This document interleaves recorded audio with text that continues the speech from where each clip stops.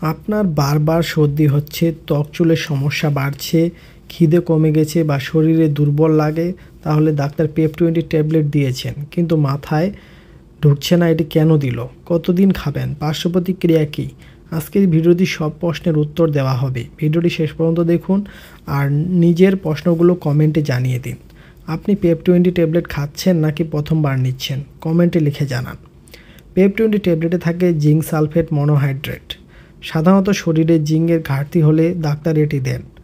Zinc কম থাকলে রোগ প্রতিরোধ ক্ষমতা দুর্বল হয়, চুল পড়ে, ত্বক খারাপ হয়, ক্ষুধা কমে যায়, ক্ষত শুকাতে সময় লাগে।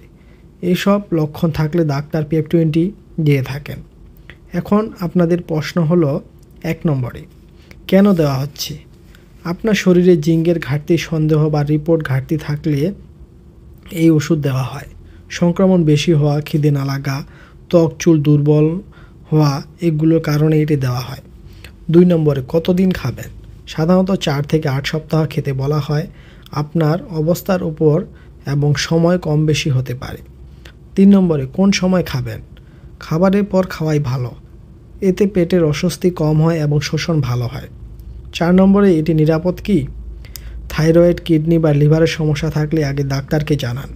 বেশিরভাগ মানুষের জন্য নিরাপদ, তবে যাদের ক্রনিক রোগ আছে তাদের ডোজ অ্যাডজাস্ট লাগতে পারে।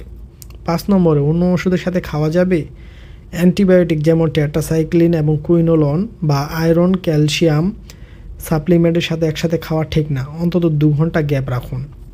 6 নম্বর গর্ভবতী বা স্তন্যদানকারী মা সাধারণত নিরাপদ ডোজে দেওয়া যায়, তবু অবশ্যই প্রেসক্রিপশন অনুযায়ী এই ডোজটি নেবেন। 7 নম্বরে পার্শ্ব প্রতিক্রিয়া, বমি ভাব, পেট জ্বালা, হালকা ডায়রিয়া হতে পারে, খাবার পরে খেলে কমে, তীব্র সমস্যা হলে ডাক্তারকে জানাবেন। 8 নম্বরে কোন খাবার এড়িয়ে চলবেন? একই সময়ে দুধ, ক্যালসিয়াম ট্যাবলেট, আয়রন সাপ্লিমেন্ট খাবেন না, জিঙ্কের শোষণ কমে যায়। 9 নম্বরে খাওয়ার সময় ভুলে গেলে কি করবেন? মনে পড়লে সাথে সাথে ডোজটি খেয়ে নিন, পরের ডোজে ডাবল করে খাবেন না।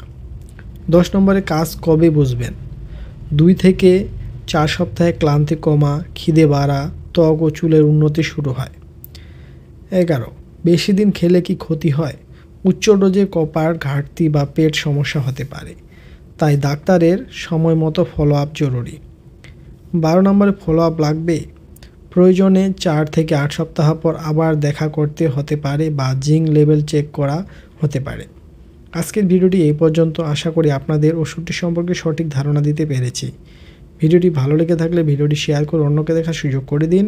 আর আপনাদের কোনো প্রশ্ন থাকলে কমেন্ট বক্সে লিখে জানান। ভিডিওটি থেকে যদি আপনি কোনো উপকৃত হন তাহলে একটি লাইক দিয়ে সাথে থাকুন। ধন্যবাদ।